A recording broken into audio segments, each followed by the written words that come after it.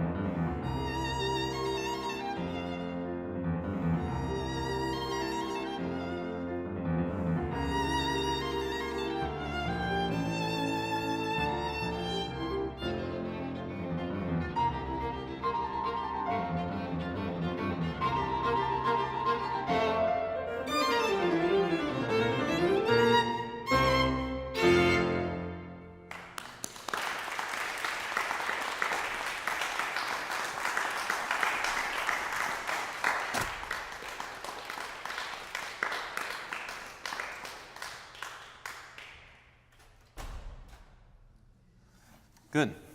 Very beautiful. So, what are the things that you've been struggling with in this piece? Maybe being together on that trill. Mm-hmm. Yeah. That's a tricky thing. There's another very similar motion with a trill to the recap in the first movement of the Archduke Trio, where there's a bunch of trills and then suddenly it just melts into the recapitulation theme. What else have you been having trouble with? I mean, we've been working a lot on dynamics and shaping, and it's sometimes hard when a section starts forte, and then we still need to grow, but it's hard to grow starting at forte, so just kind of dealing with those kinds of things, but staying true to Beethoven's markings. That's the hardest thing sometimes. What about for you pianistically?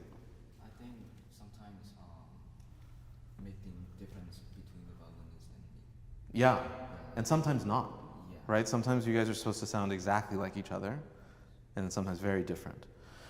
I have some general things. I think the first thing is, sometimes I think when we're playing Beethoven, or actually any composer for that matter, but especially in Beethoven, we have to be cautious about the palette of sounds and expressive devices that are from the future, right? So things that maybe you know how to do because you've played Schumann, you've played Mendelssohn, you've played Brahms.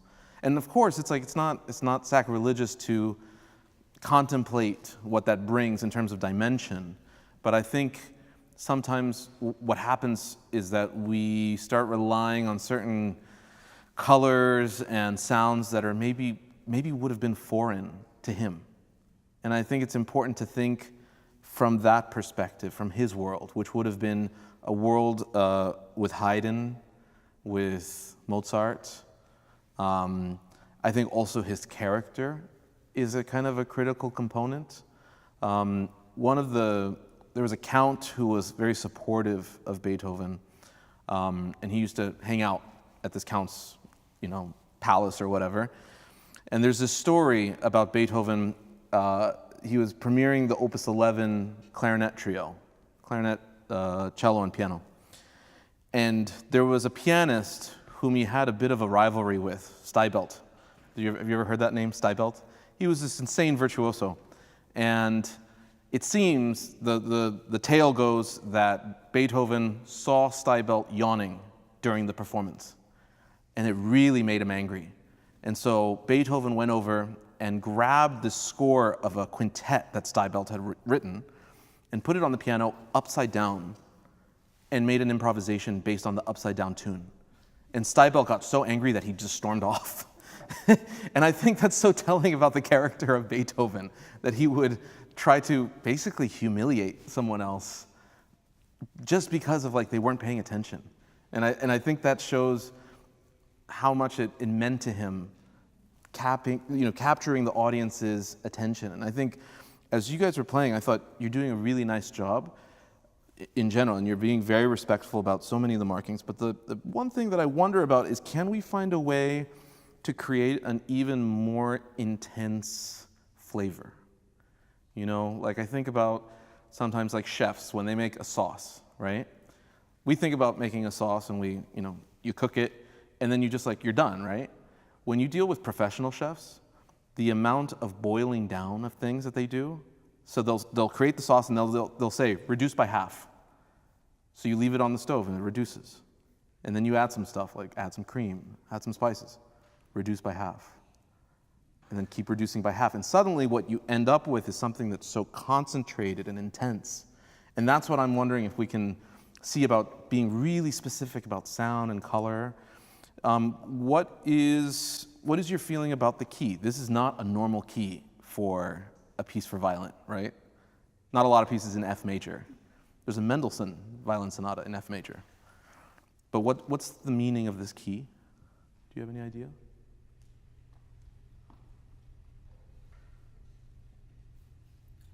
Not sure. So, always good to contemplate keys, I think in all music, but especially in people like Beethoven, Mozart, Bach.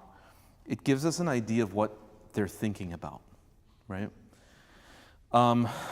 F major can be a very grand key. So for example, may I sit down?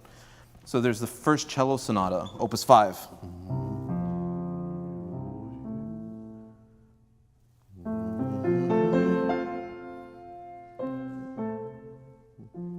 It can be that, or I think what he's more thinking about is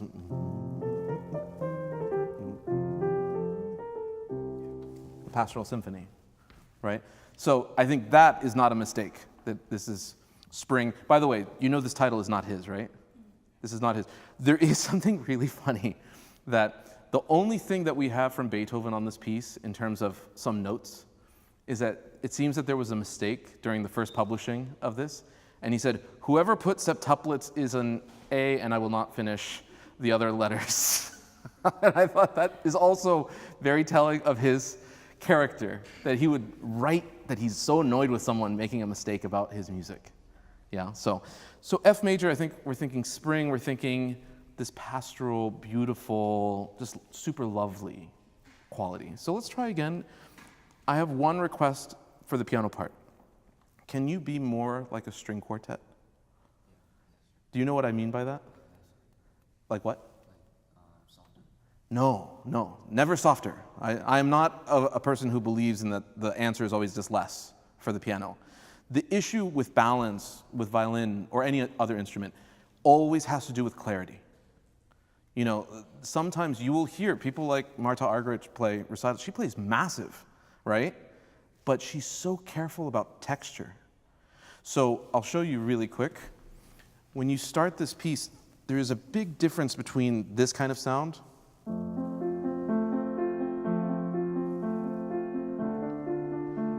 that color could be borderline Schubert, borderline Schumann, right?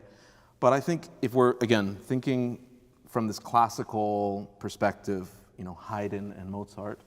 This is a violist or second violinist, right? So you have to play legato, and this is your cellist. So, but not, you hear? It sounds suddenly like Chopin. Yeah. So that's the thing, is that we want to have that clarity, and there are always exceptions. Maybe you're in a really dry space, and it's like, it just sounds awful. The piano's really clunky, and you need some pedal. Maybe in that situation, you do use a little bit of pedal. I think this is a very expensive instrument, and I think you're more than capable at playing really legato with your hand. So let's see if we create that kind of quartet texture below, and then you're just able to sing probably a little more freely because you don't have to deal with the resonance of the piano. Let me try.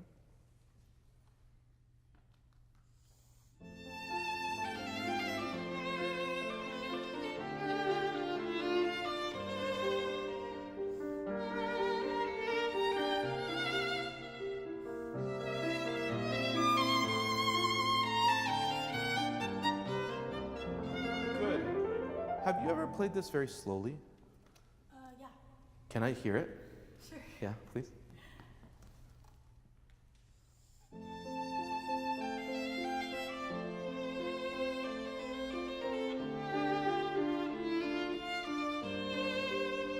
Good. So so this is a technique that I use all the time when I'm practicing, and I'm sure Ray can attest to this because I've made him do this so many times. That the point of playing slowly is to really accentuate the subtle differences, right? So a subtle difference that I miss is when you begin the distance between the bass of the piano and how high the violin is, right? And then that he decides to alternate the octave immediately in one bar. So, and it just changes. Can we do that slowly and just be aware of that difference between one bar to the next?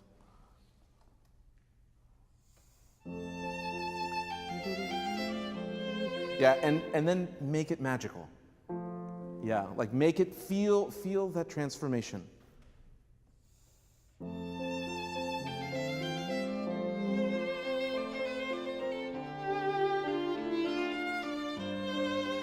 Good. So I feel like you naturally want to kind of shape to the fourth bar. Is that correct? Yeah. Okay, which I think is reasonable. Then can you give me something a bit more inner and dark on the third bar? Same thing. So it's wide, then closer together, something a little bit more burnished and bronzy, and then just like a beautiful little appoggiatura to put the comma. Can we do that?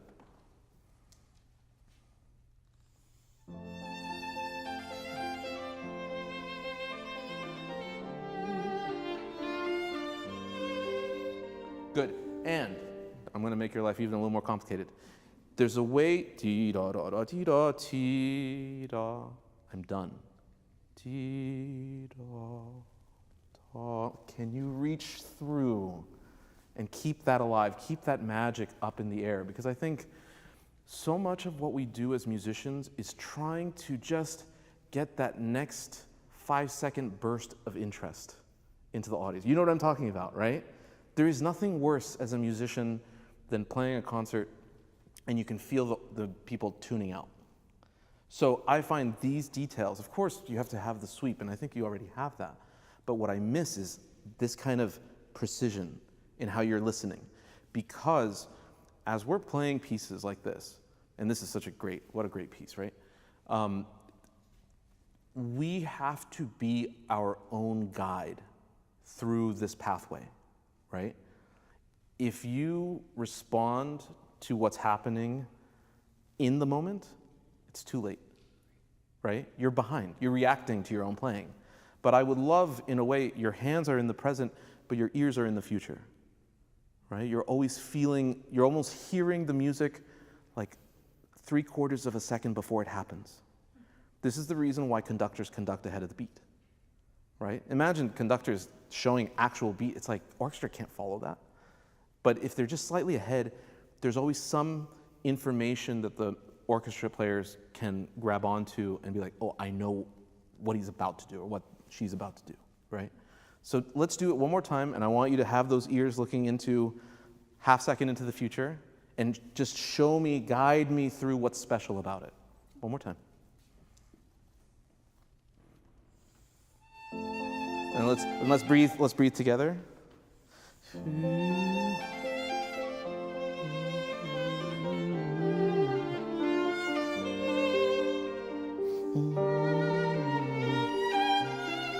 Now big stretch.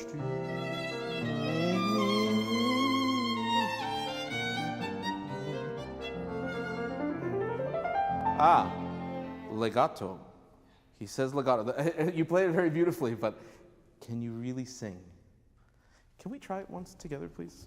I'm just wondering if there's a more special color. I find you're doing everything I'm asking, so that's great. But I find the touch is maybe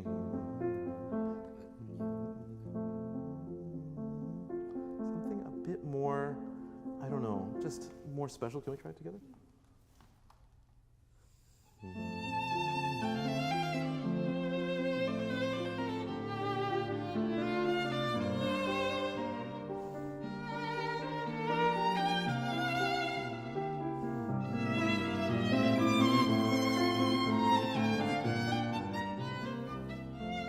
Like, I'm putting in so much energy on every note.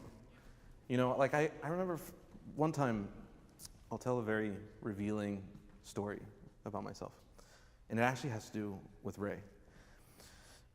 We were playing a concert in upstate New York. And I had mentioned it in passing to my old teacher, Robert McDonald. And I just said, oh, I'm playing up in upstate New York. And he's like, I'll come. I was like, you're gonna come? What? And my old teacher played with like the greatest violinists on earth. Midori, Isaac Stern, you know, Elmar Oliveira. Like weirdly enough, my career has kind of followed in his path. And he came to the concert, and I think we played pretty well. And then afterwards, on the way back, we rode together on the train. And I remember he looked at me and he just said, you know, there's something you need to fix. And when he says that, that's like pretty serious. And even though I was like already a professional, it didn't matter. But he just said, there's a slight passive quality that you can fall into. And I was like, passive? And he's like, yeah, it's a small thing. But he's like, you have to always be doing something. And this material at the opening of this piece is dangerous because it's so simple. It's like so easy to play, right? Like for any person who's playing a concert, Beethoven could not have been kinder to the pianist at this moment. It's like, oh, I can warm up, right? Like we often talk about that, like and sometimes like in the Rachmaninoff concertos, that the opening of the Rachmaninoff third is like the hardest piece in the world. But what does he give you? Just like octave unison, you know? And it's like, okay, I have a chance to find myself. But I think this piece is so special and so beautiful that you have to kind of be striving to create something, just creating magic at every moment. Okay, can we try it one more time? At tempo, but let's see if we can really, and let's capture, I love the openness, but is there a way for you to create something a bit more emotional? So maybe it's not like all the way open, but it's like you're kind of singing with a lot of sincerity.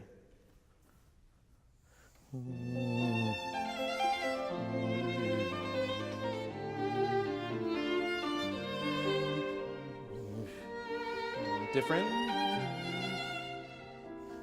Okay, good. I'm gonna just pick on you really quick. Do you have staccato on bar 4 and bar 6? Yeah?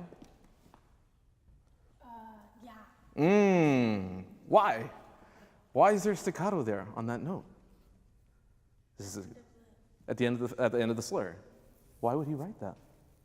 To get you excited for the next measure. Maybe. I think those kinds of markings, we have to think in terms of a vocalist, right? T-da-da-da-T-da-T-da.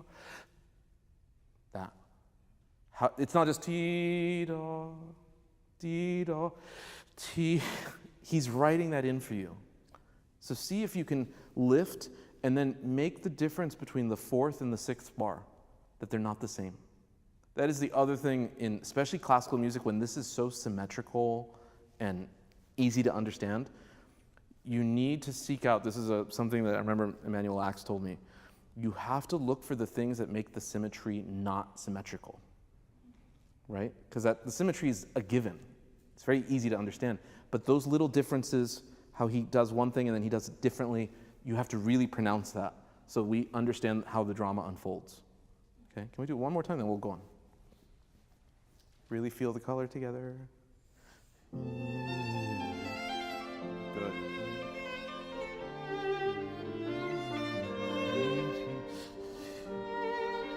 Different.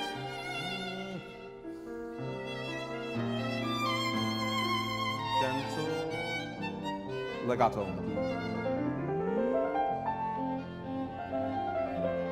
Dish.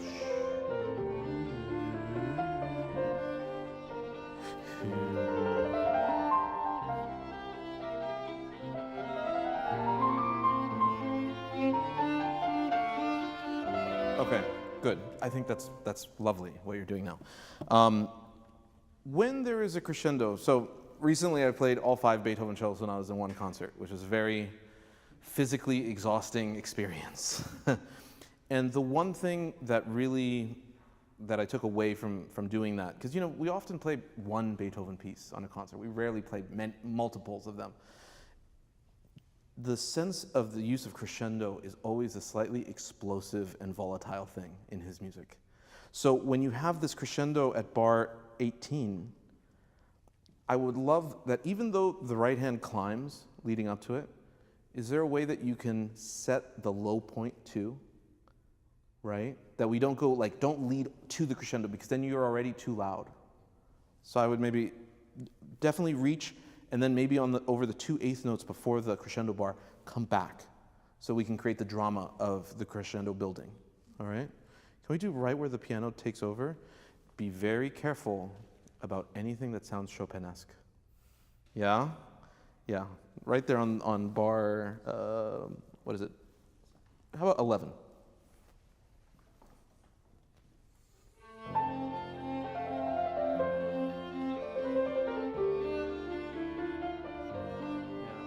I think you can do better. I hear.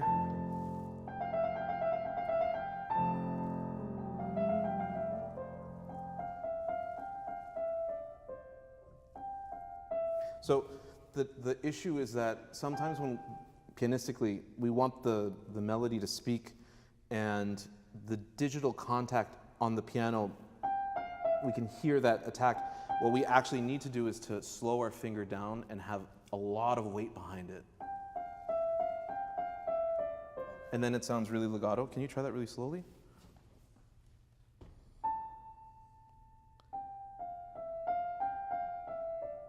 May I also just raise the question, fingerings in piano playing. You start with 5, it's okay, but it's very weak.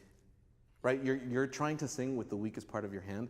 For me, I would actually do 3 and then switch to 4. So I'm on really strong fingers. I don't want to be taking chances. Switch to 4 and then you can go. Yeah, that's it. Okay. Right there.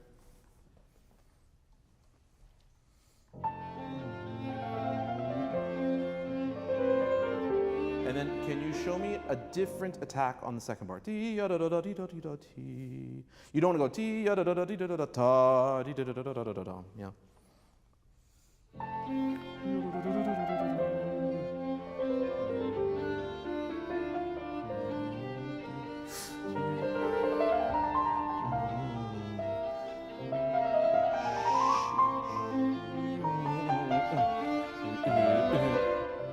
Now, the eternal question, crescendo to piano, right? Not only do you have to really support your last couple beats, we need to hear that last bit of crescendo, and then it's good that we're playing in a space that's this open because you need time, right? Do you hear how long that resonates for? Listen out there. There was the piano. So don't be afraid of having a gap. It's okay. Can we just do it one more time? I'm going to challenge you further. Can you find a different touch for each bar? I find it's a little too similar. Like, can you show me really quick? Just the first note of each bar. Show me the touch.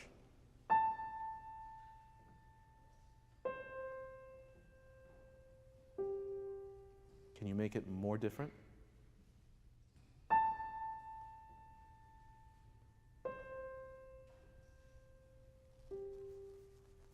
That sounds nice.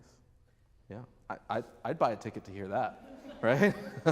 Let's try that, everybody.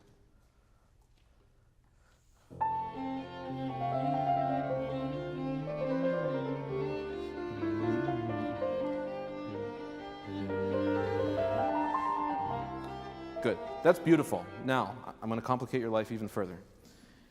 You still need to feel the energy that's next to you. If she wasn't playing, I wouldn't know that that's what's there. But this is a kind of a common rule in chamber music, is that you're always drawing, and I think this goes for anyone who's playing a concerto too.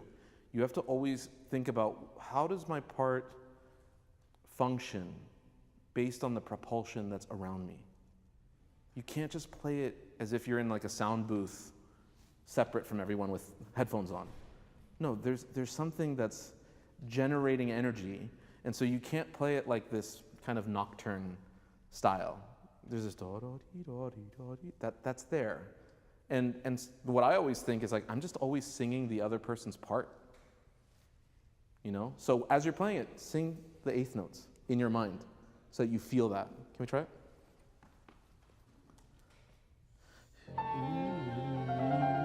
Good.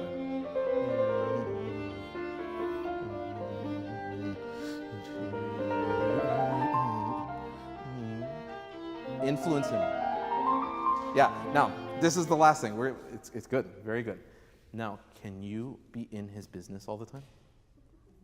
That's what chamber music is about. Right now, you're kind of like, you're almost playing like your own melody, so, which is fine, but can you also sing his melody in your mind, and then you're trying to influence it, right? Like, one of the violinists who myself, and also I remember Ray probably studied with her too at Curtis, Pamela Frank, who's a violinist who she's amazing. And she has a great recording of these pieces with her father, Claude Frank. There was a thing about when you would perform with someone like Pamela Frank, is that the moment you would ever like just think like, oh, I want to interact, right? And you'd kind of look over, she'd already be looking at you. And you'd always be kind of like, whoa, that's too soon. But she could feel it. The moment that you wanted to create that contact, she was like already in your business. And so I think right now you guys are like a bit too comfortable with each other. I mean, it's good, you know how to play together. But I'm wondering, can you have this interaction? And that's the conversation that I think makes chamber music exciting for an audience to watch. Yeah, one last time.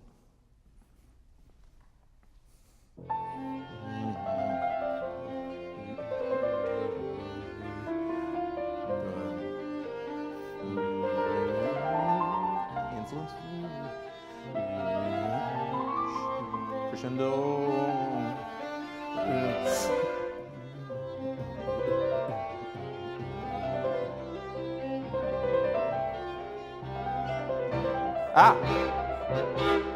When you see crescendo, you suddenly played louder. So, rule of life. You see crescendo, that's the softest point. You see decrescendo, diminuendo, that's the loudest point. Right? So the moment you see crescendo, drop. Is there a way for this, by the way, that was really beautiful. That suddenly has the magic that I'm looking for, and there's tension in how it unfolds now.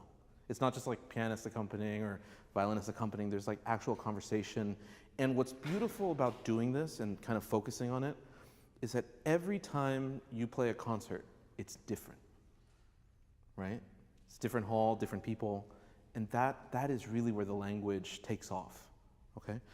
The bass at bar 20, can that be a bit more kind of suspenseful? Feels a little too comfortable. As if you're playing with a bow on a cello. Can you just show me?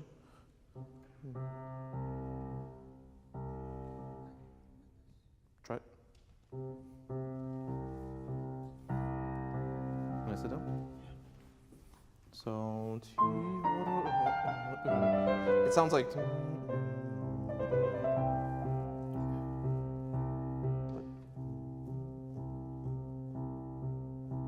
I'm playing a little less and kind of feeling the impulse of the, but not, this is too amorphous. You try that? Yeah, now there's tension in it. That's excellent. Can we try right there, bar 20?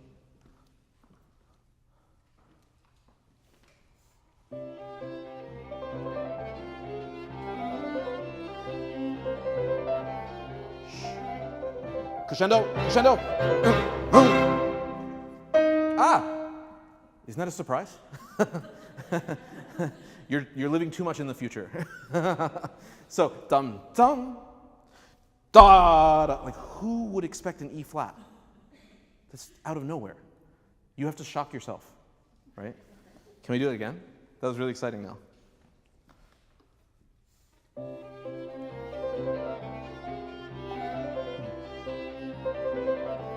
Less.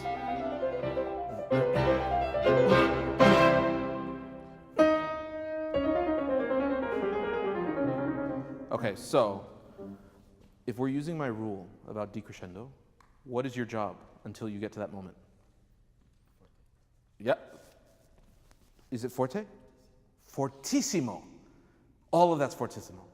And as a pianist, we see that and we're like, here are a bunch of scales or whatever. Can you imagine this in a string quartet? Two violinists just going D, like it would be much more chaotic and fun. Can you do right there?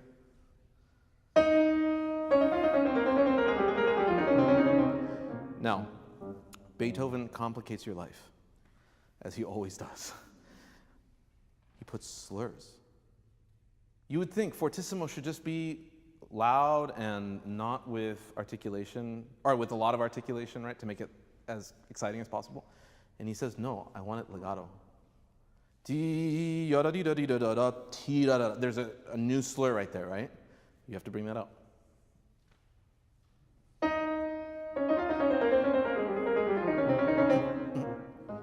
Good. And then, can you decrescendo with intensity? We don't, maybe in like Ravel, we like doing the dum, dum, dim, dum. That's kind of French. But with Beethoven's dum, dum, dim, dum, dim. Like you're going to bring us down into the suspenseful low point. Okay?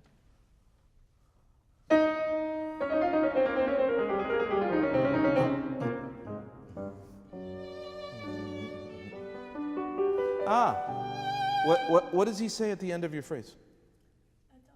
A dot. A dot. It's back. So it's not dee da da da da, dee da dee da da. It's a question mark, right? The other thing with Beethoven or any classical music is that I find it is so important to relate everything to opera. Because that's like, today, what do we think about what common music is? Bruno Mars, Taylor Swift, Lady Gaga, whatever, right? So we relate everything through that. In that time, it would have been all opera. So to just go ti da da da da, would an opera singer do that? Ta da ti da da. No, they'd be like ti la da da da, ti da di da da. There would be some sort of dramatic action to the question. I think allow yourself the freedom to do that kind of thing. Okay, E flat again.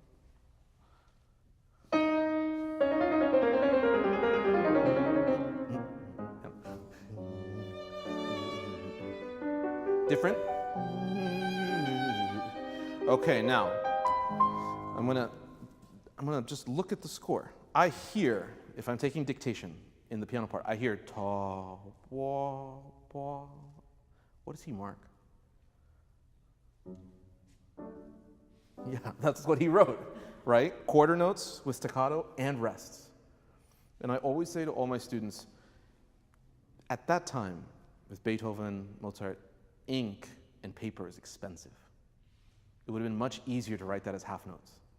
But he went to the trouble of saying quarter note, dot, staccato, rest, every time. That's a very specific thing. So let's see if I think it'll be easier for you to play actually. And when you come in, dim, dum, dim, you sound, feels like slow music. dim dum dum dum. Be somehow in the context of the dum dum dim dum ti, right? Not just okay, same spot.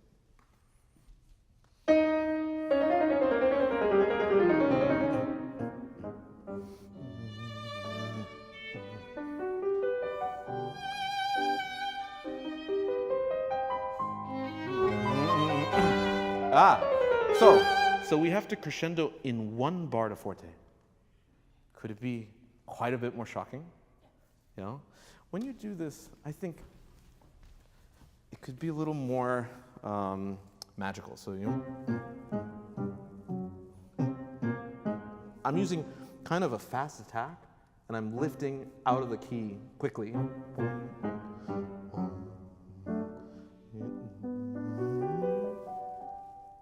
Right? It's not, but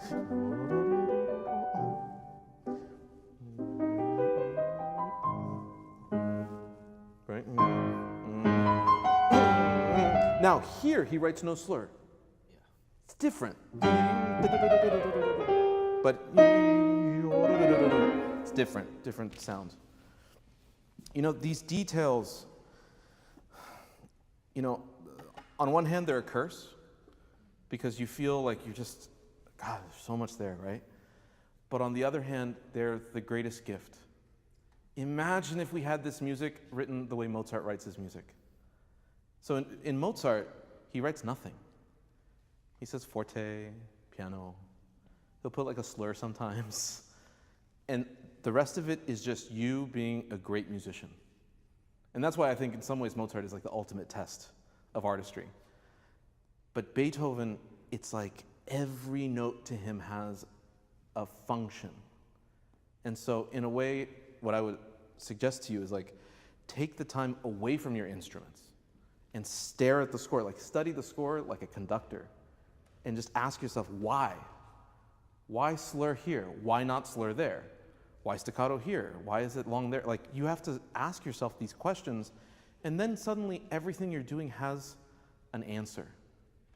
You know, and that's when I think the audience starts to come into contact with Beethoven himself, right? It's almost like, you know, when people do seances and they're like, okay, we're gonna light a candle and we're gonna hope that the spirit of so-and-so comes to this room in the darkness. It's like that, right? It's like, if we just do everything that's on this page and we make sense of it and we identify the emotions and we understand why he would write all these things, maybe the spirit of Beethoven will come into this room. And sometimes you get lucky, and that's usually when like audiences come away and they're like freaked out. They're like, that's the most amazing music ever. And then you're like, I played a pretty good concert. And you're like, I did pretty well. No, Beethoven did well. It's just that you did what he asked. Okay, let's do this one last time, and then we have to stop.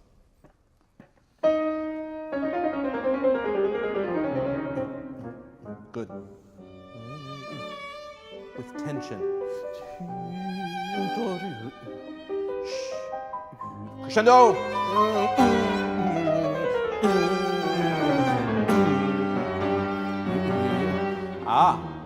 So, last detail I will point out.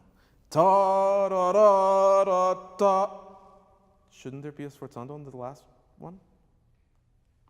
Why not? Why would he do that? I don't have the answer, but I see it. He writes this, da da da da, then no sforzando, di da di da di da da. I think it's because he wants the propulsion into the next bar. He doesn't want a rhythmic disturbance right there. Let's do it one last time. It's worth doing. Then we'll stop.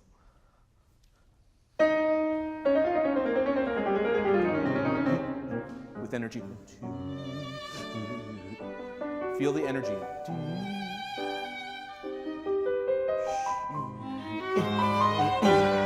Fortissimo.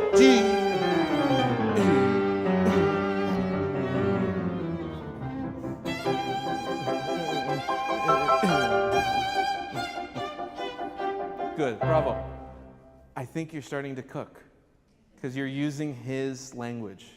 So count on it. Read it like it's the Bible. And the answers are there. You just have to ask the questions to understand what you're saying. Okay? Bravo. Thank you.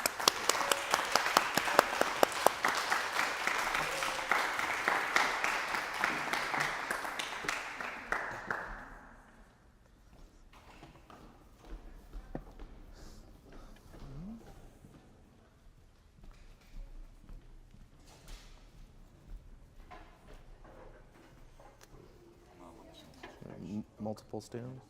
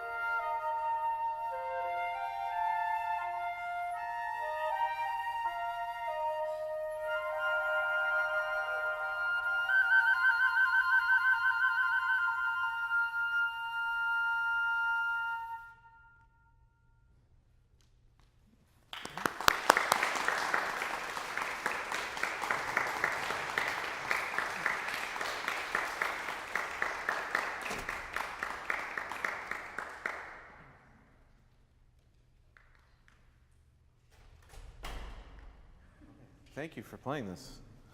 Can you tell me about this composer? Yes, Beeftink is a kind of well-known composer in the flute world. He composes a lot of like modern flute pieces, and so this is kind of like more on the modern side. Cool. Composition, yeah. It's beautiful. It's like, first, I rarely get to coach woodwind music, but it's really such a lovely, different texture than what we do in strings and piano stuff. So my questions about this mostly have to do with pacing and then how you handle the orchestration of it, and in particular, textures. Because on one hand, a choir of flutes is like very beautiful, but it's also a huge disadvantage because you all have the exact same sound, right?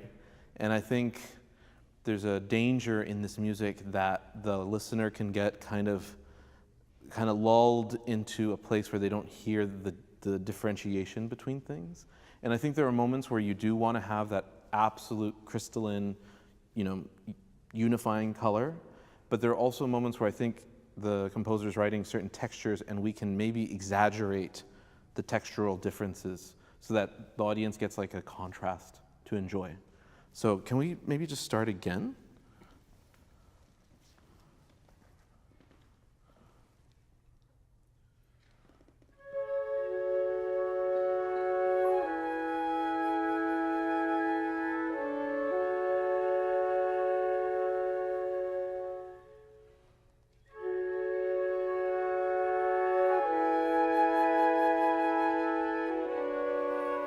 Good.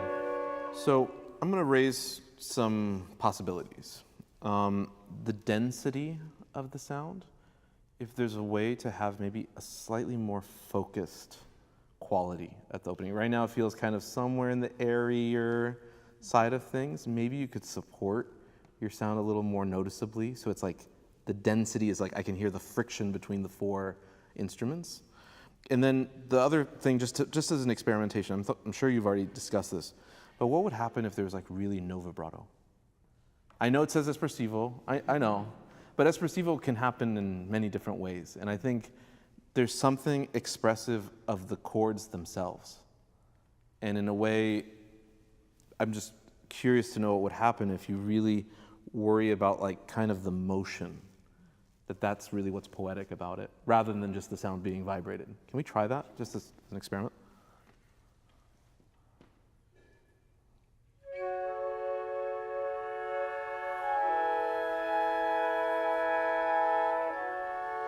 Good. And then the last thing is there a way to cue so it's a bit more atmospheric? Like, I think it feels, the quality of the cueing right now is very like, D, and I'm just wondering if there's something more, T, like some magic before you start generating sound. So really breathe together.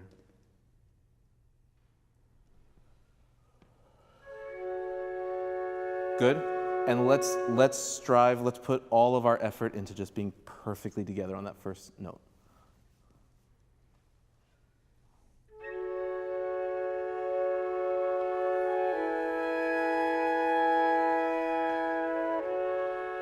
Good. One last thing.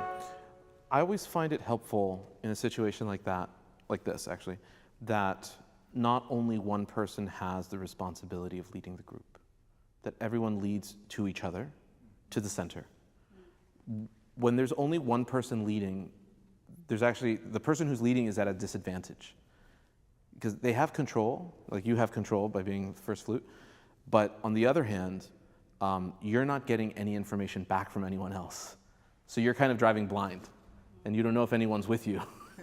So it's really important. Like you'll see this constantly in orchestras. The conductor will give.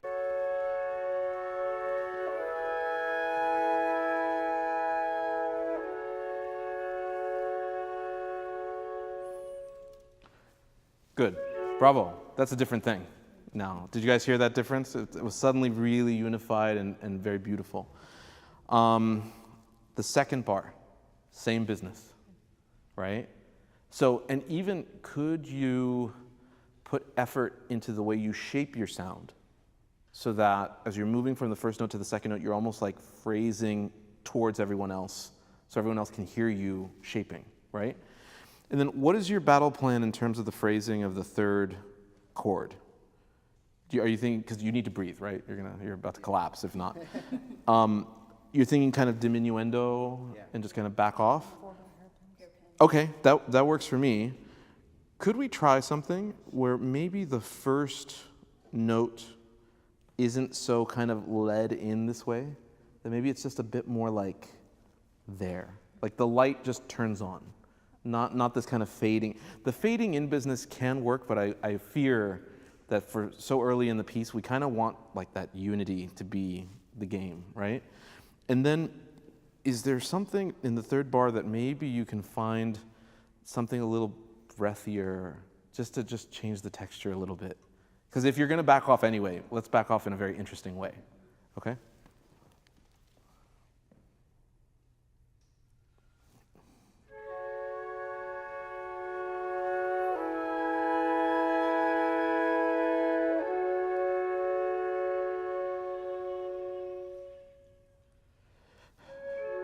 Okay, and then we need to decide what we're going to do on the third bar, or the fourth, what was the third set of chords, right? Is your idea to play the same or to play differently? The same? What if we tried less? So, in other words, maybe we start with a little more presence, because it's not pianissimo, right? It's piano. So maybe you kind of want to fill the hall with your sound, not feel like it's just up here. And then when you repeat the second gesture, maybe you could bring everyone into a more intimate space. I'm just kind of like improving here, but I think just to make things a little more exciting for the audience. Do you want us to start from the top into it, or Start from the beginning and a little bit more present. Everyone, we lost the cueing. Like some of you were sort of cueing. I want everyone to take ownership over the first note. And then I love the breathy thing, I think was very beautiful and poetic. And then when you start the second part of the phrase, then you could maybe have that more intimate feeling.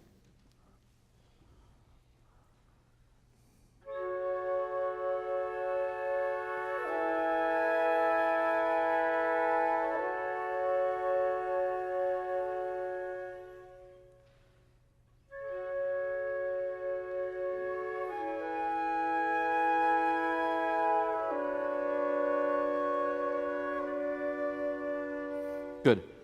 That's very lovely. I would buy tickets to hear this piece. When you have the C sharp, da dee da da, can you lean into the dissonance more noticeably? Can we do the second half? So I guess that's bar 5. So where it's kind of pianissimo.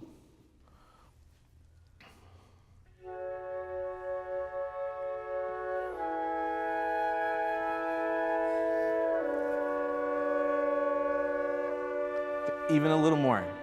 It almost blends too easily. Okay. I would love to feel that kind of, the friction of that note, yeah.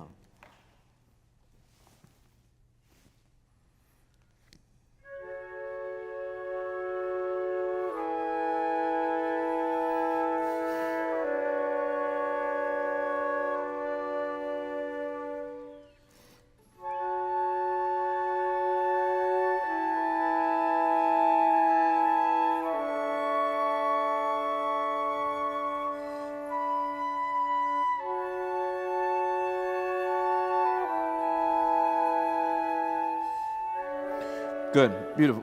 I think you're getting a really nice sound. Just there at bar 10, 11, 12, 13, 14, especially the first 2 flutes, you have a kind of that second, right? I would be careful about using vibrato at that moment, because the vibrato almost takes away from the, that little bit of like stickiness between the 2 parts. So I would maybe lean into a really flat tone kind of quality. One more time. And then you have the 8th notes, right? Mm-hmm. Could they be even more hushed? So that it's not just like, here are the 8th notes, but I think they could just kind of emerge out of this, because as I'm listening to this, I don't know, I could imagine any great film composer writing this way, especially with some beautiful vista and it's like icy or something like that. So I think we want to find a way to evoke that kind of world. right? Can we try again from the 5th bar, was it? Please.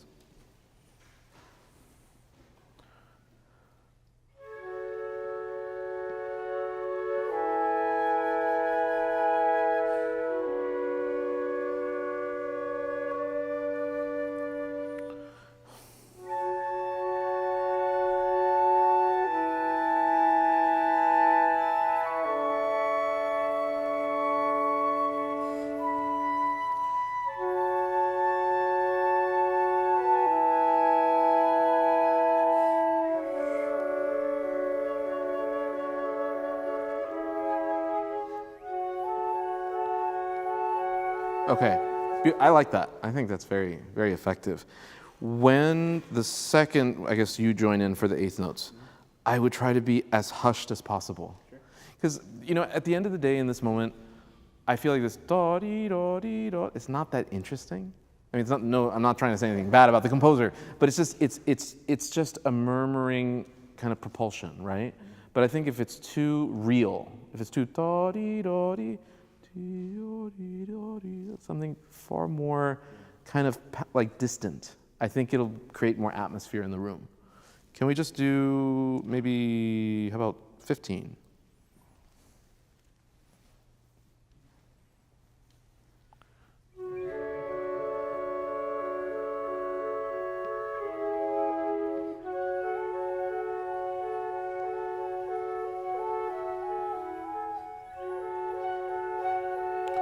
Yeah, so right now, that dynamic will sound exactly the same as them.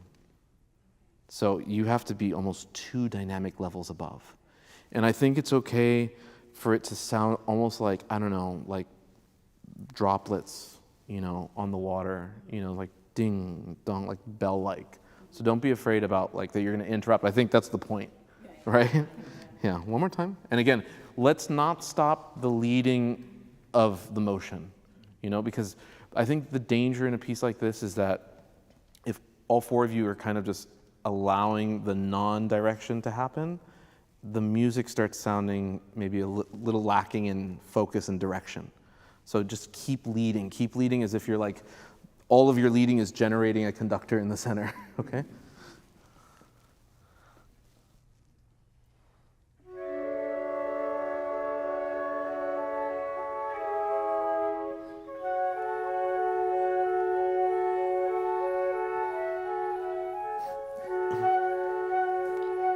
Even more. Can you just play by yourself once, just here? Okay, I would say that's like piano. How about mezzo piano? Good. No, mezzo forte. And a little more pointed in the articulation. Yeah, so it's a little t. Yeah. Because that'll really give us a contrast between the texture. Can we start maybe just at 17?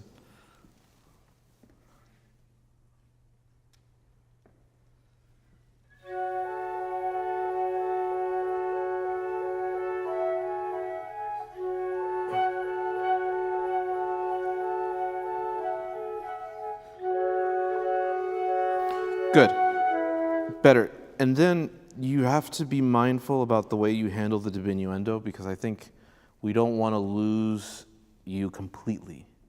So keep that articulation as really angular as possible, while the other 3 are playing very linear, smooth, right?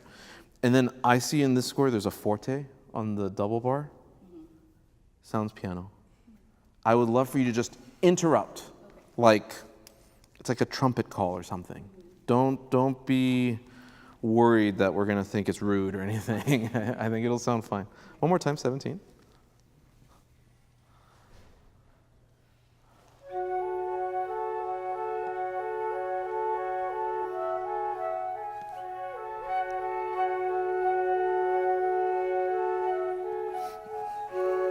More. Yeah, like a lot. A lot. It's not going to be too much. Like really interrupt. Just can you do just your part really quick? Yeah, that to me, again, if I'm rating it, I would say that's like a mezzo piano, mezzo forte. forte. And give me as much as you can on your first note, because the first note is what's going to really matter, because I'll hear the F sharp, but that C sharp is so low and close to the texture that you're going to have to punch it out a little harder. See if you really give yourself, it's also maybe how you handle the dum, dum, dum, da, like a really quick breath.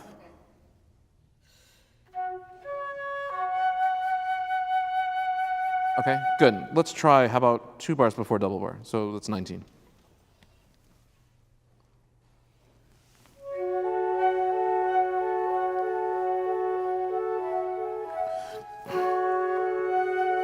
All right, just for experiment, can you do like your loudest sound there once, just to hear? I'll tell you if it's too much. Yeah, okay, let's try it together. So it's 2 bars before still? Yep.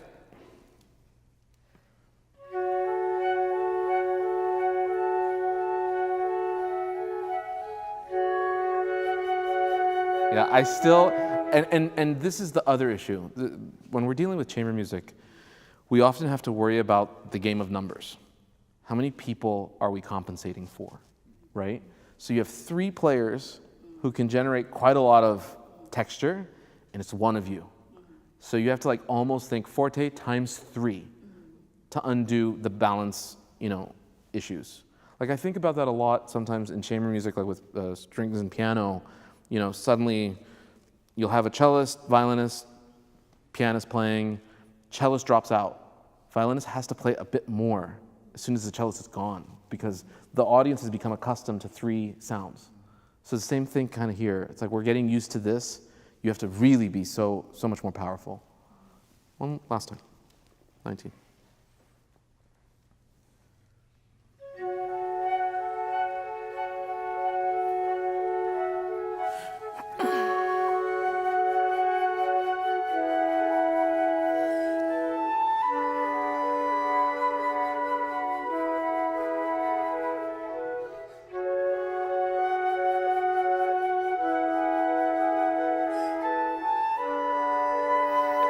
Good. I'm curious about one thing, which is you are the bass of the group, right? And I know the composer just wrote separate half notes, but I wonder what would happen if you were to be a bit more linear and less pulsed. So that there's something like you're almost creating the traction of where we're heading, and we don't just get each bar kind of separating out. I think that might help, and then the 2 of you could also keep that linear, and then the first flute will be able to soar above. Okay? How about just right there on the double bar?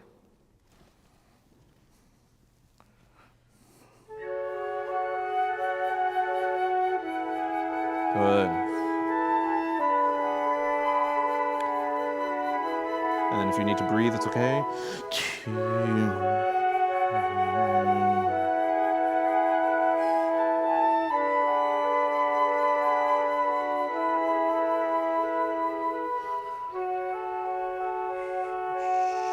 Less. Interrupt.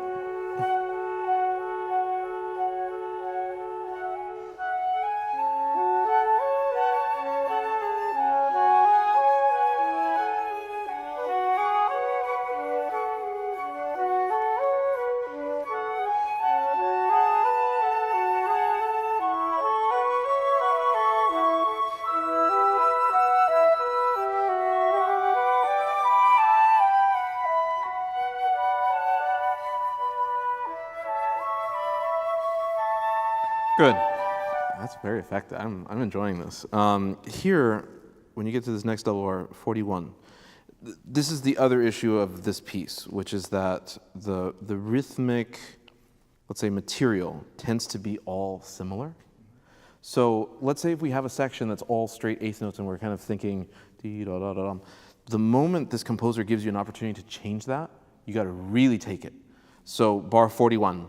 It doesn't have to be ba-dee-da-da. You could change it into a gesture like da-dee-da-da, ba-dee-da-da. I would, just to have some variety, can we try right there on bar 41?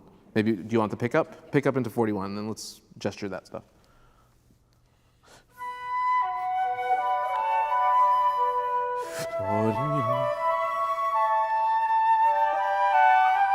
Then more stable. Same again.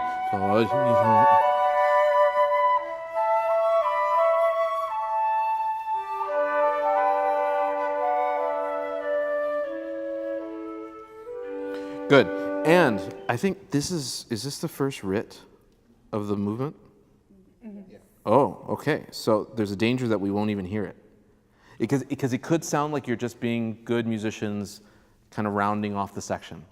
So I would take real control over those 4 quarters and ti ya ti yam ba. I thought that was really lovely. The little gestures. It has a bit more organic life to it. Yeah. Can we do just? You want to try it one more time just to get even better at it? Yep.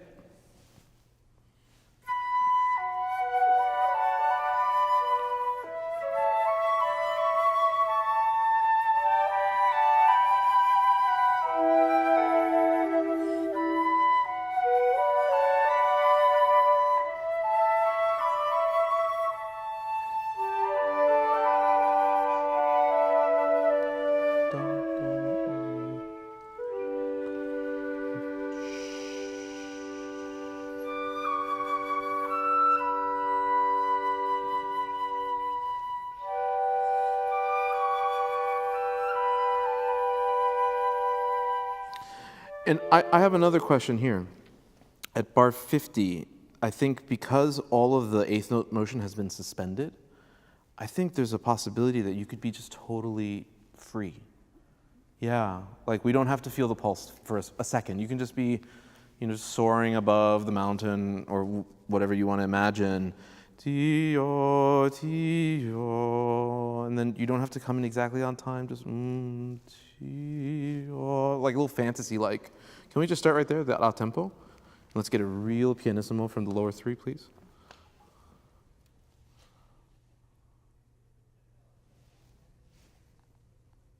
A tempo? Yeah. Yeah? So 50.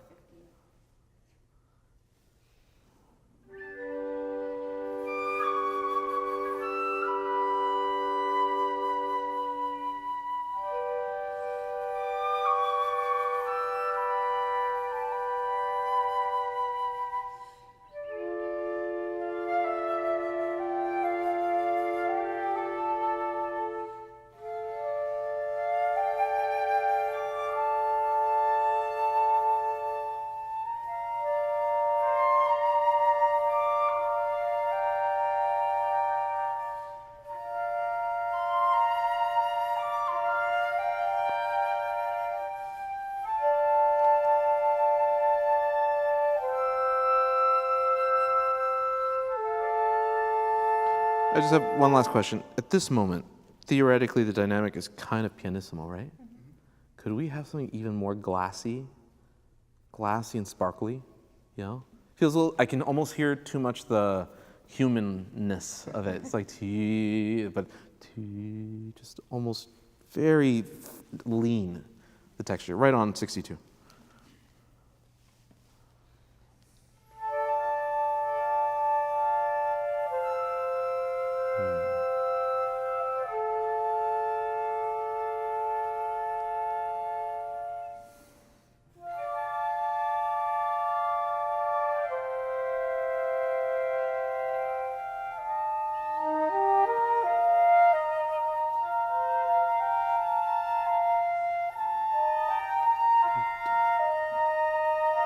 Yeah, so last thing, just that writ, again, it will sound like you're just being a good musician, but you have to really pronounce it like, I am taking time here, okay?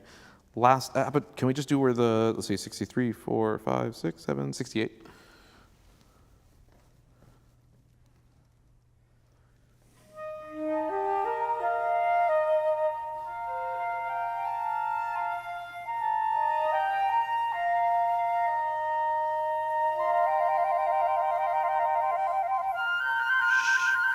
Could that be even airier and like almost not, like you can't touch it anymore? Just floating. One last time.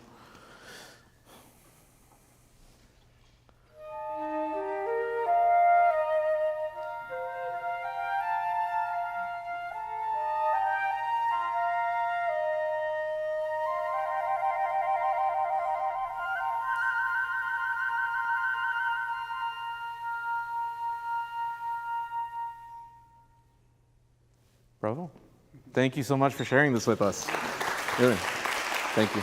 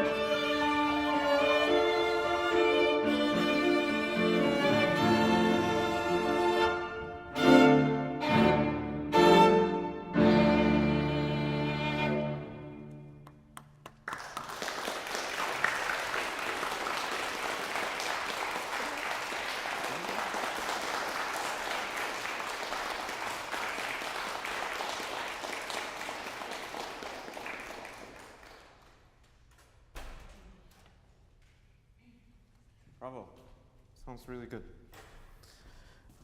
May I ask how old each of you are? How old are you? 12 years old. You're 12. How old are you? I'm also 12 years old. How old are you? 13 years old. Not bad, gentlemen. Not bad. I have an interesting story for you that has to do with your ages. So some of you know the name József Joachim. He was a Hungarian violinist who was very close friends with Brahms. The Brahms Violin Concerto was basically written with the help of József Joachim, and he was arguably probably one of the greatest violinists of that time. So the story goes that when Joachim, and he tells this story in one of his memoirs, that he was 12 years old, and he went to London to play this piece, this trio, with Mendelssohn, right? And can you imagine, 12 years old, and the composer of this piece wants to play with you, right? Here's the problem. They got to the concert, Mendelssohn forgot his music.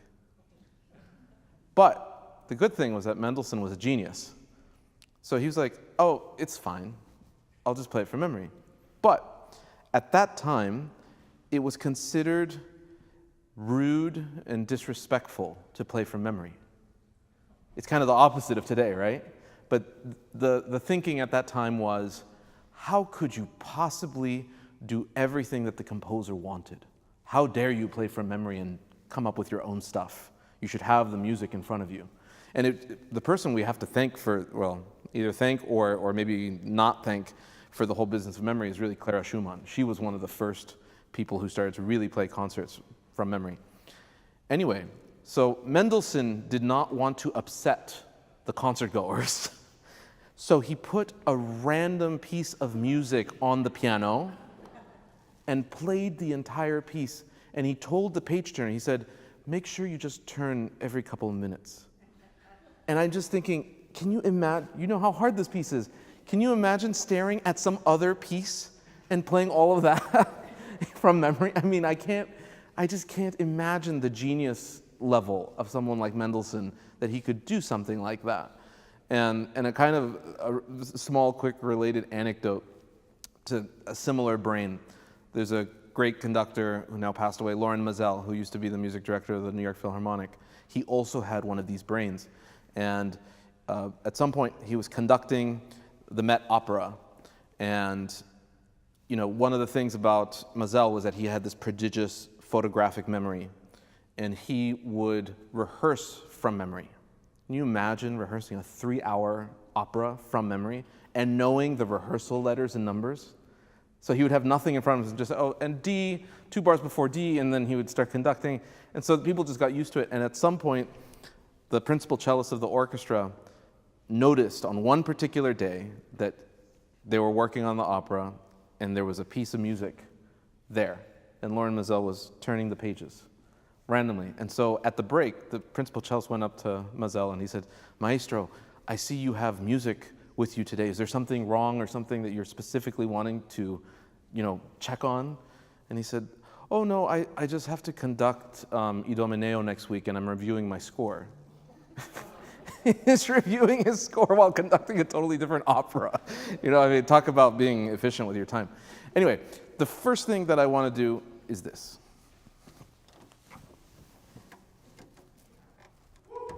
Yeah. You should always play with a full stick. For 2 reasons. One is that you do not play too loud. And number 2 is that for the rest of your life, if you choose to be a professional musician, this is the scenario you're going to encounter. So I think better to get used to it now, right? The thing about playing with full stick versus half stick is that, in my opinion, when you play half stick, people think it's less sound, but it's actually just less clear sound. And I think what ends up happening to pianists is that when it's on half stick, you actually end up playing louder because you can't hear yourself. And I think that actually just goes right up against what we're trying to do. Most of the time, the big problem with playing full stick is actually this. This is a giant piece of wood in front of all of the sound that's being produced. So it's almost like having a mute.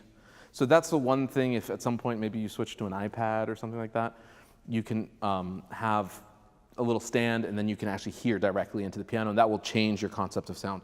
But even then, I don't think you're going to play too loud. The biggest issue with this piece, and believe it or not, I once played a piano that Mendelssohn played on. And it was an instrument that belonged in this home of some very wealthy benefactor, and so Mendelssohn and Robert Schumann and Clara Schumann, they would all come and play concerts there.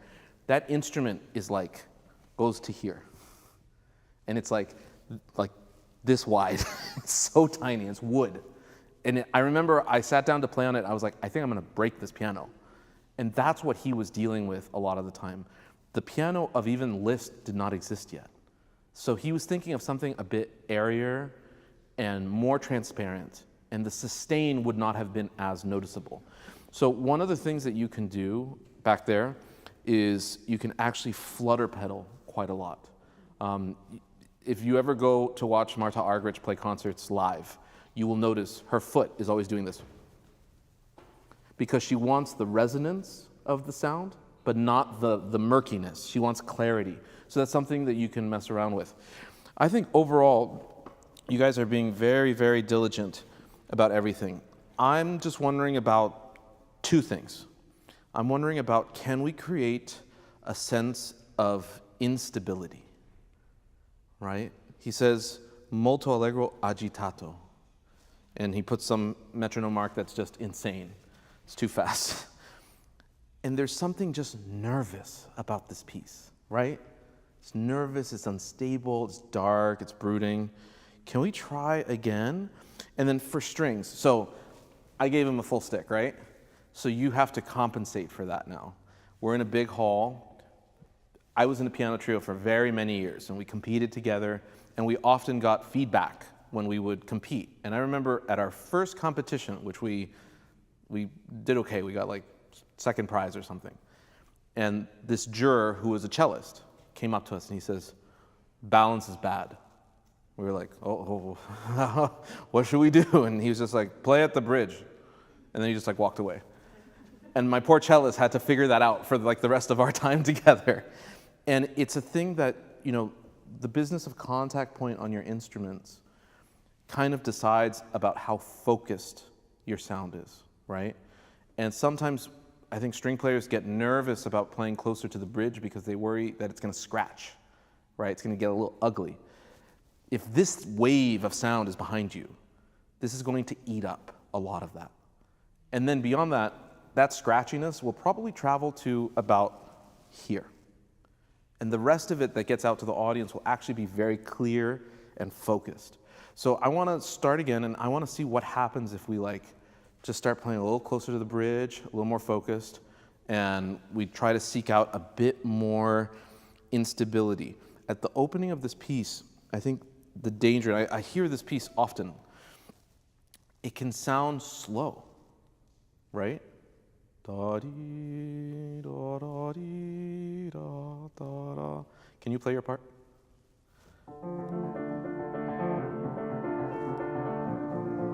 Good.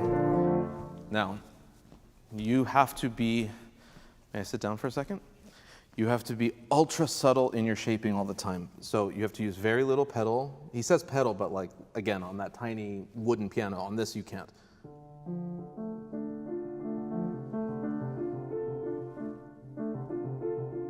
You hear? There's a difference between that or then your life is very difficult, right?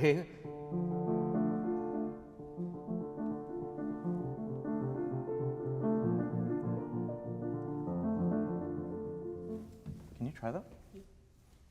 Just by yourself?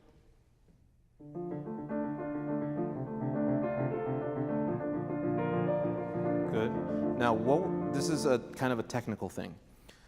As pianists, we often think this way. If you do this, kind of using your arm to push the sound forward rather than drop to the bottom of the key, you're probably going to get a little bit more control, and it can be even softer. Can you do it really slowly for me once? And you're kind of like engaging this way, forward. Yeah, try now a little bit at tempo. Good. Now, the last thing is the shapes. The shapes are good. I appreciate the shapes. But we want the shapes to be very kind of like they're being stifled. You can't do too much. Let the cellist have their glory. Don't worry, you're going to blow them up in a little while. Can we start at the beginning with cello?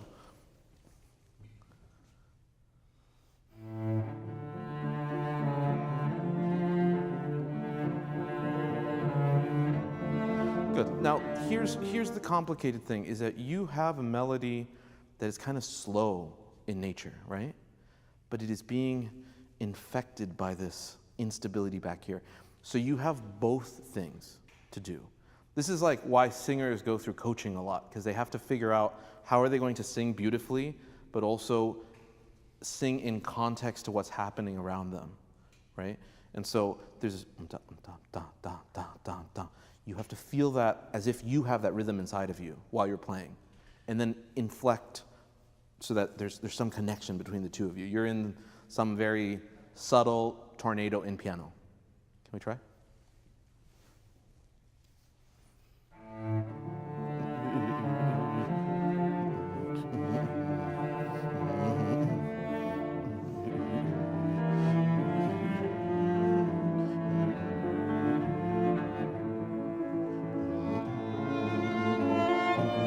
Crescendo, more.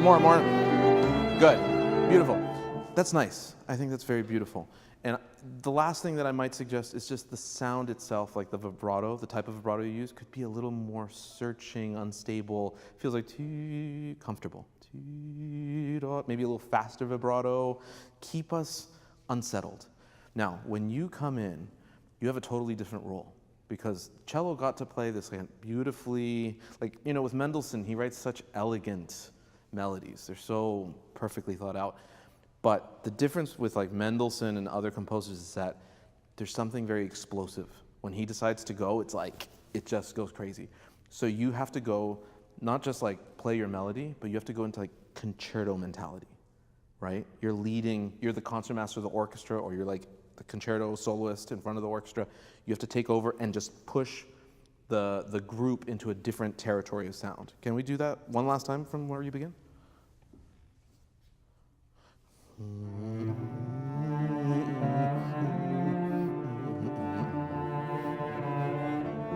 Bass.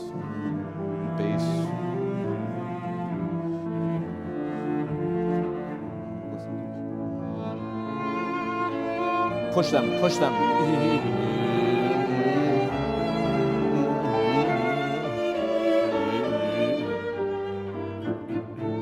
Good. So, may I sit down for 1 second? So this is, again, problematic in chamber music. We get to this final forte, right? I hear it. The difference in dynamic is not enough. You have to go really extreme. So,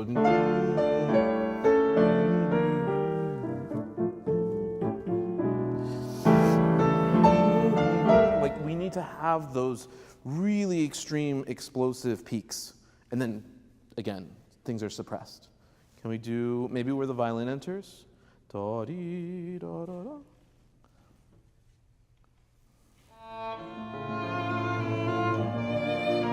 Support.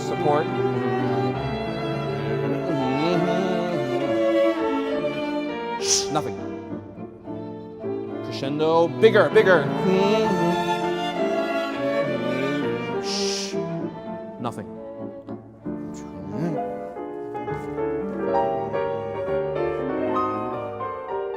Good. May I sit down?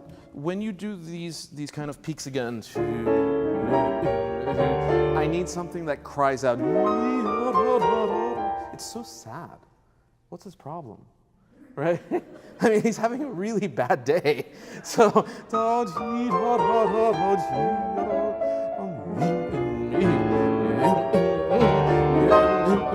and then suddenly there's all this nervous energy. Can we do it right there? Wherever you want it.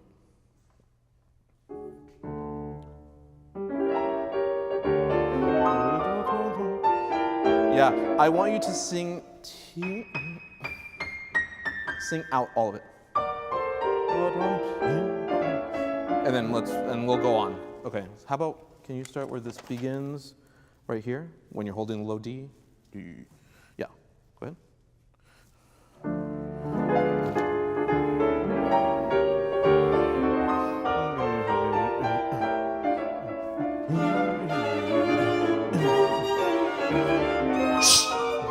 Yeah, let's get this to be light.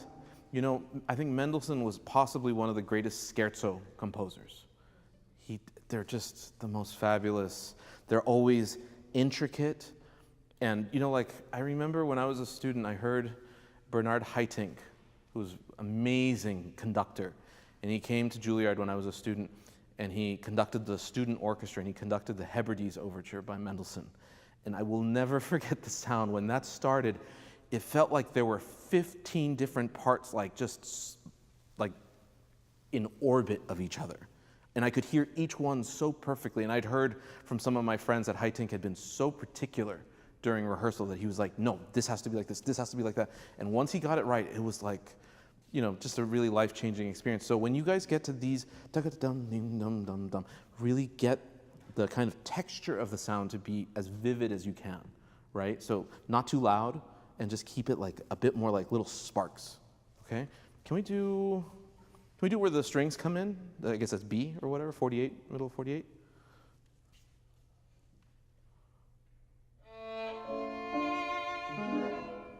It's a 48, is that what you have? Yeah. Dim da da da da da da dum. So 1, 2, 3, 1.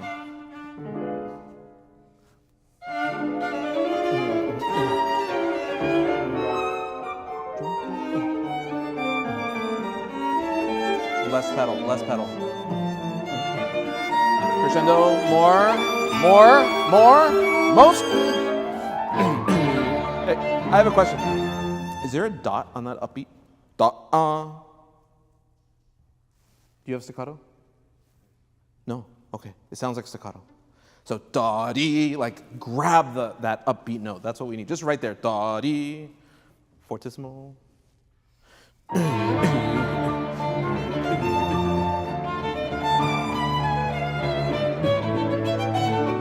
Yeah, so, may I sit down one more time? So pianistically speaking, this stuff is dangerous, right? It's a lot of notes. If you want to obliterate the strings, you have too much power, right? You don't need, this is too much.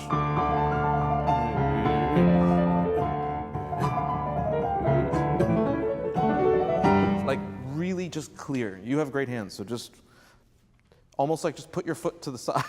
So, no pedal. As little pedal as humanly possible. Okay. You know, there's a great chamber music pianist, Menachem Pressler, who is the pianist of the Beaux-Arts Trio, greatest piano trio of the 20th century.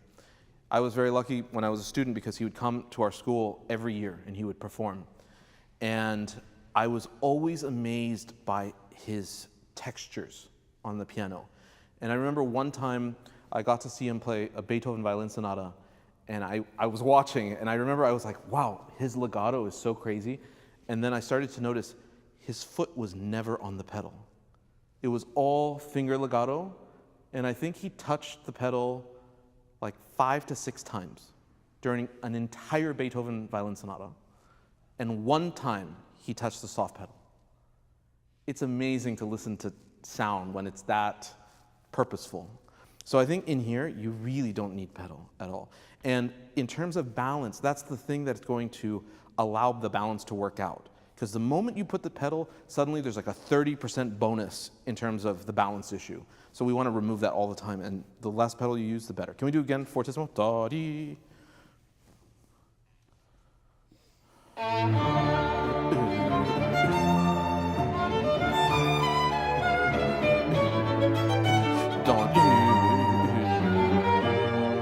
Less, more, pedal,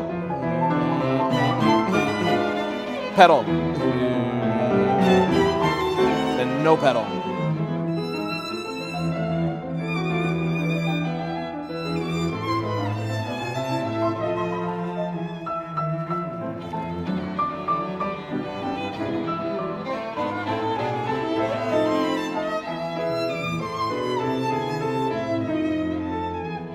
Hand it off.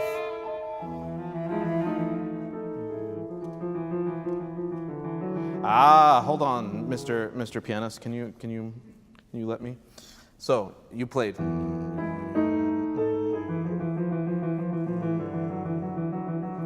That's a miracle. That F sharp, right? That doesn't belong in this key at all. So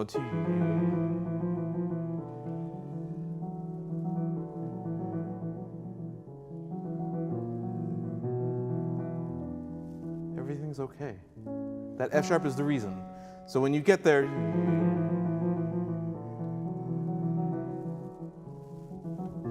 you can make some magic happen right there. Can we go from dee da dee da dee da dee da when you have the eighth notes? Dee da dee da dee da dee da.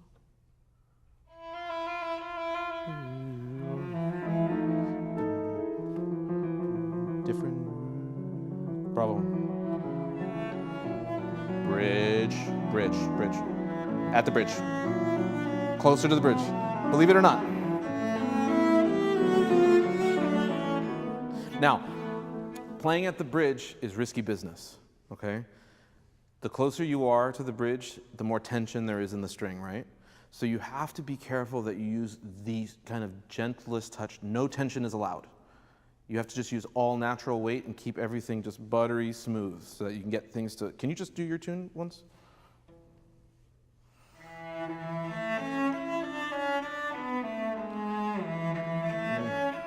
Now, what if I asked you to play an inch closer to the bridge?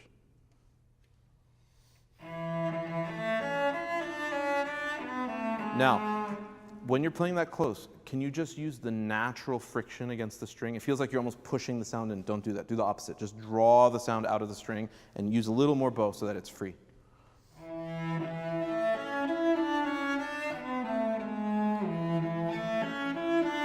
Good. And then the last thing is, when we use that sound profile, the danger is that you're so focused that the moment your bow slips away, we hear it immediately. Your sound suddenly becomes like you're talking like this. So you need to actually be mindful that you're really in the same place consistently. Can you try one last time? Just you.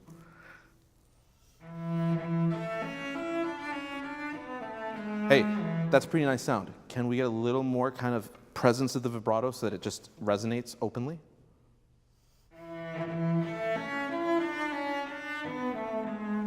That's a different sound. Yeah, right? Every time you play chamber music with a piano, that is part of your problem, doing that. Because then the pianist has a chance. They don't have to play so pale. They can actually play with some focus, some intensity, and everyone will hear you and everyone will hear the pianist. Can we do right where you change to the F sharp, and then we'll have you come in with your brand new sound?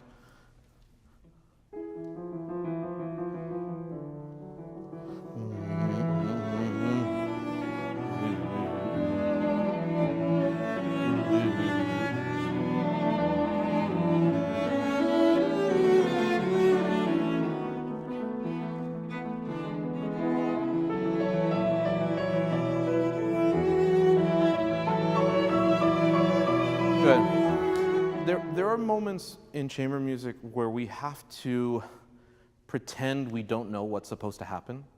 So you get to play the tune, right? Like first you play, and then piano plays. Now, may I sit down really quick?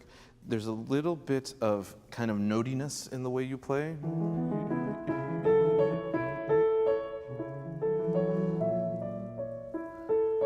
I'm trying to use slow weight, and I'm letting my arm create the sound rather than my fingers. Can you just try that really quick?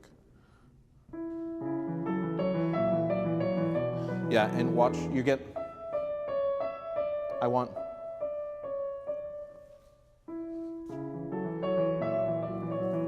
Yes, that's like a nice melodic legato. Okay, but the cool thing is you play the tune, and then suddenly the violin joins in.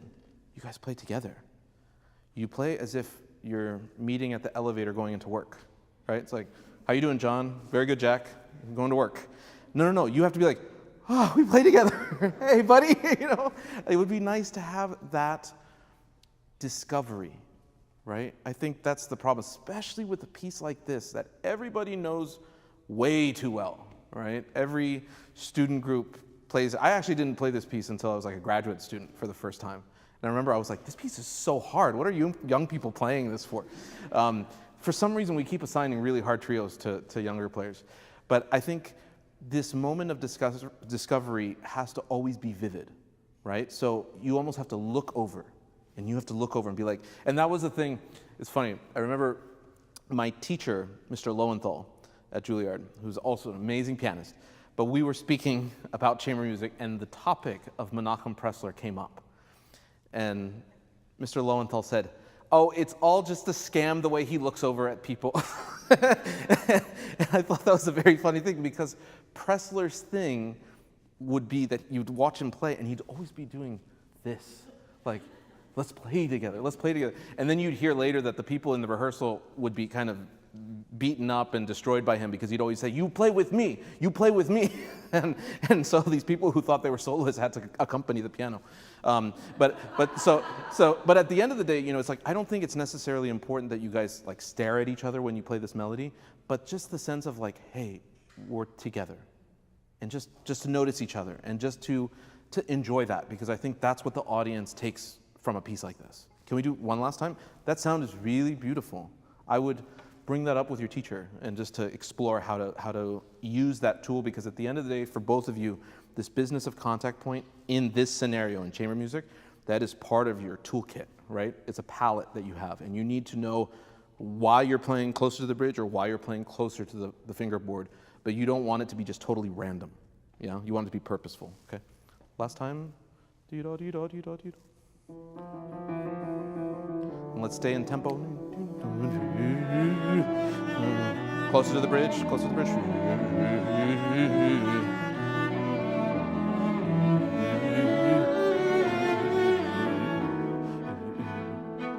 Legato. With your friend. Bigger together. Delicate.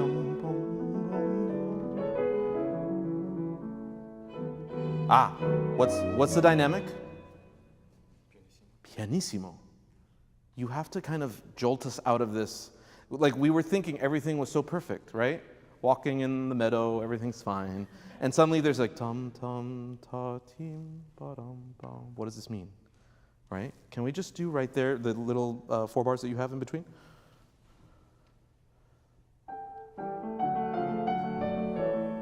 So piano, piano, piano. Nothing.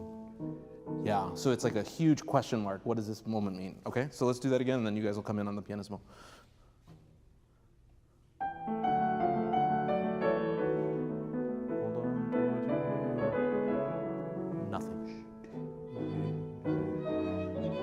Wait, listen.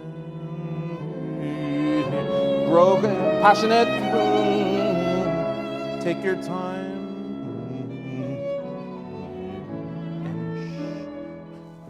The demon is back.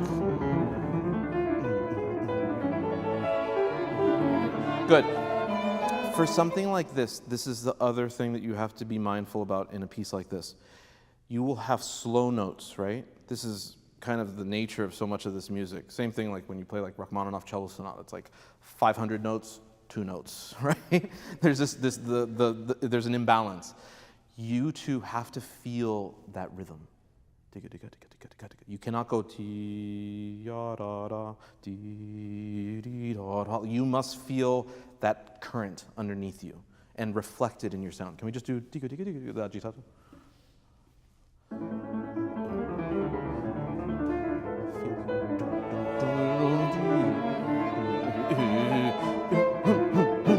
Lead the group. You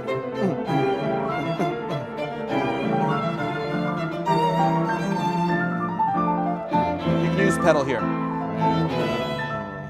Yeah, so that's the other thing, is that you have to know when you're alone, suddenly these rules about pedaling are gone. So you have a solo, pedal, right? They play, no pedal. And that's you're gonna have to go through the piece and analyze, where can I use that more soloistic sound? Where do I have to be a bit more transparent and very just clear, okay? Those are the things I would work towards. But I think you guys are off to an excellent start. So thank you for playing for us. Thank you.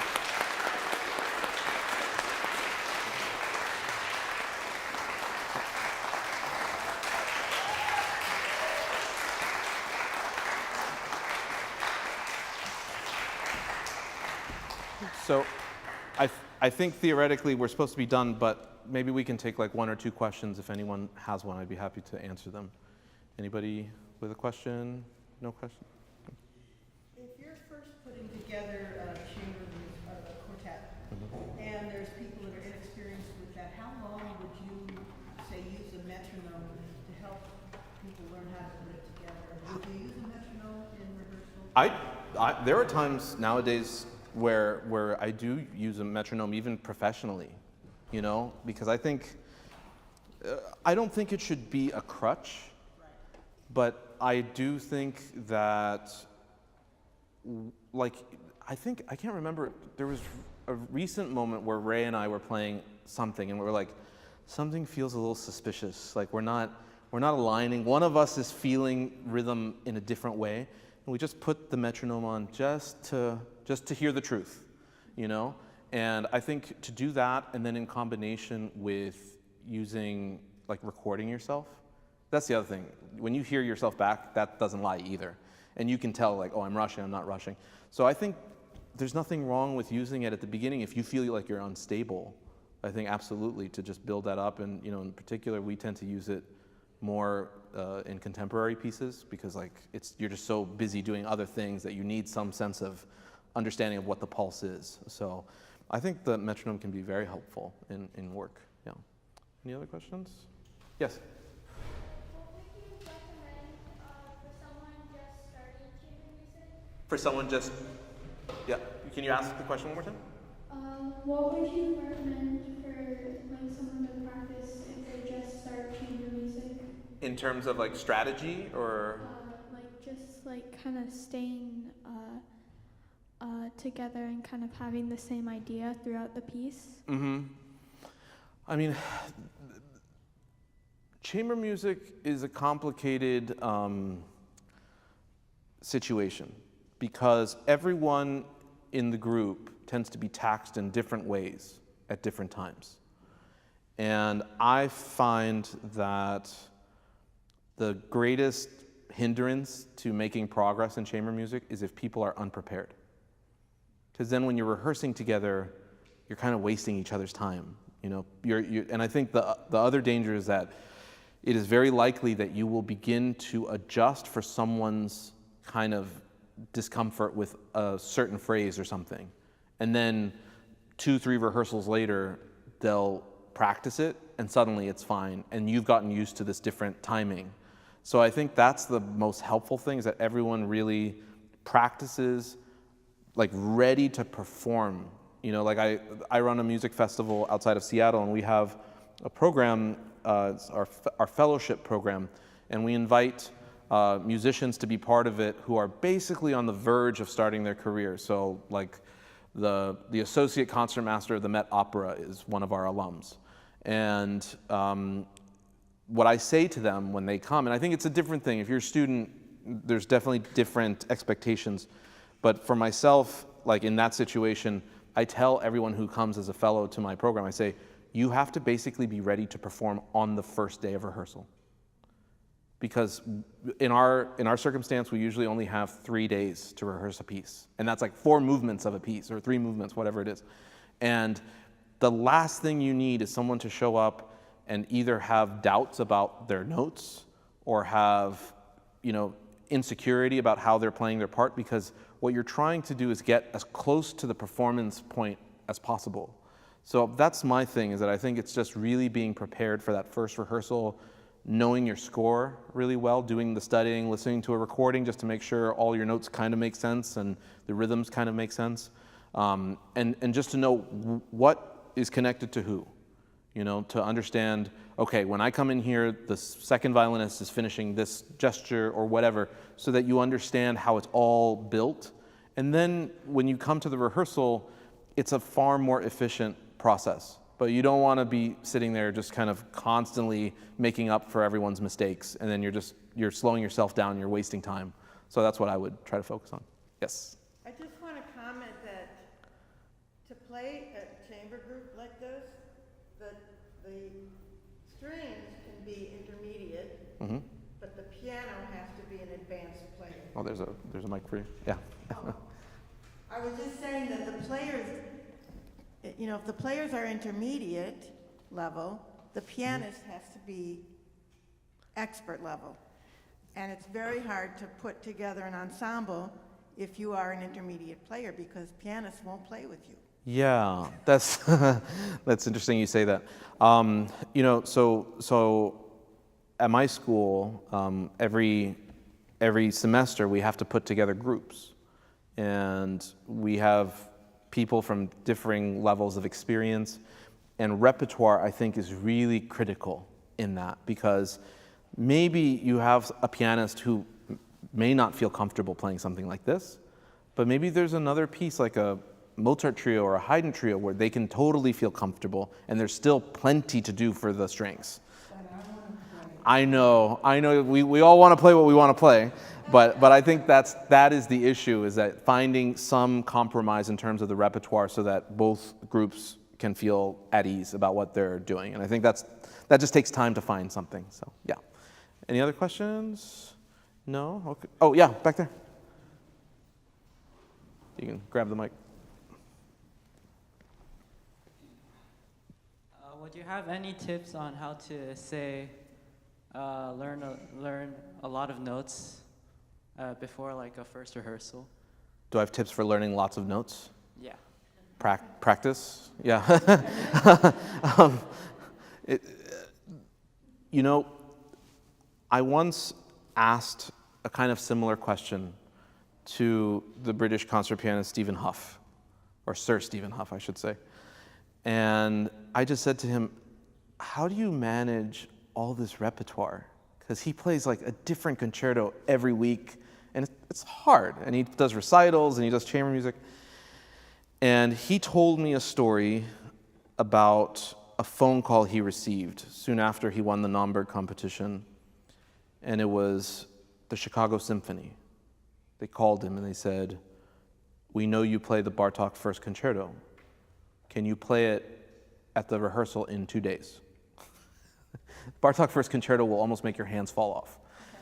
And he said to the guy who called him, he said, "Please give me 1 hour and I will call you back." And he pulled out his music and he looked at it, and after he looked at the music, he was like, "Fine, I will accept this engagement." And he went. He was on a plane the next day. He said the only reason he was able to accept that engagement was because he puts a fingering over every note that he plays, which is nuts for a pianist. Pianists don't do that. I mean, one of my mentors, Seymour Lipkin, I remember watching him play Rachmaninoff Cello Sonata or Beethoven Cello Sonata. There's not one marking in the entire score, anywhere. It was all memorized.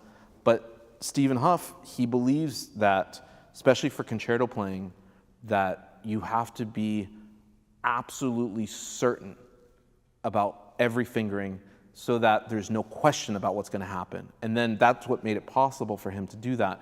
I think that's the thing, is fingerings.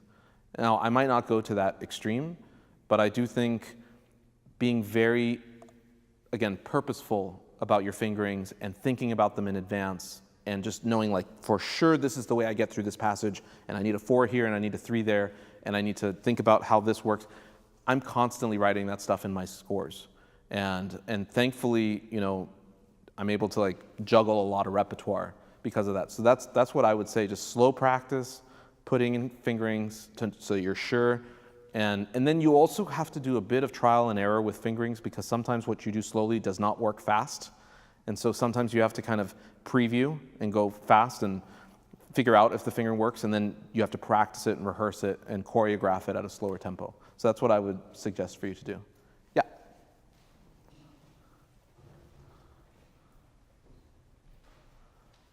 Hi.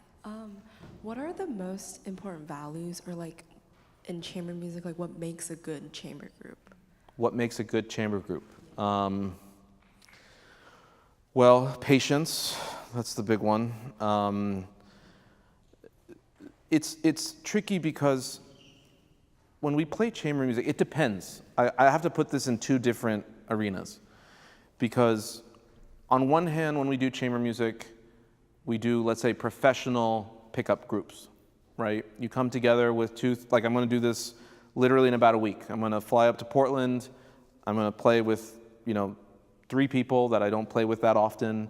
We're going to have 1 day to rehearse 2 full pieces, and then I got to play, right? In that situation, what I find is talking less is better, and just playing a lot solves a lot of issues. And then when you do talk, you try to always comment in a very broad way about something that will help everyone rather than pointing out someone's issue. And even then, like, there's certain strategies, like if someone's rushing, and I could say like, hey, I think you're rushing, I don't say that. I just say, hey, I think something's unsteady at this one part. Can we play it slowly together once? And then suddenly everyone pays attention and then it fixes the problem. But that's one type of rehearsing where you're maybe a little not sure about what people think, how they would react. Then there's the other side, which is really serious groups. They know each other like family. They grow to hate each other like family sometimes, or love each other like family. And like with my trio, I remember we could spend, like the cellist and myself, like I remember one time my violinist had to go away to go do something for like 2 days before a concert. And so he left and it was just the 2 of us. And we were playing this Brahms trio, and there's this 12-bar long cello melody with piano. And I remember we spent 2.5 hours on those 12 bars. Yeah, in the slow movement of the B major trio. Yeah, we spent 2.5 hours on that. But the thing is that he trusted me and I trusted him completely. And we knew that any comment that we would say, no matter how invasive, was for the betterment of the group. So I would just say, can you think about this? Can you think about that? And he'd say, can you feel this? Can you feel? And we would just kind of keep detailing it until there was just nothing left to take risks on. And I think that's the thing, is to find a group where there's that trust, that you can get that deep in the weeds. And sometimes what actually happens is that groups will meet, they will have this honeymoon period where they have this beautiful, that type of work, and then it sours as time goes on, kind of like marriage or something. And then, people start not appreciating certain comments or whatever, and suddenly they have to be careful about what they say, and then it gets ugly, and then they all kind of resent each other. That's not good. So some groups have very strict policies. They're just like, we come here and we speak very professionally, like we are in an orchestra, and we don't get too personal and all that stuff. And some groups will get really personal. And I think, like for me and Ray, I consider us kind of a chamber ensemble in a certain respect. And we are both aware that we can say anything to each other, but we're also aware that what you say could create a very large conversation that doesn't need to happen. And so you have to balance those things and just be thoughtful about why you're going to say something. That's really what it is. So I hope that helps. But I think we have to stop. But thank you so much, everyone. Thank you. Okay, thank you. Thank you, sir. All right.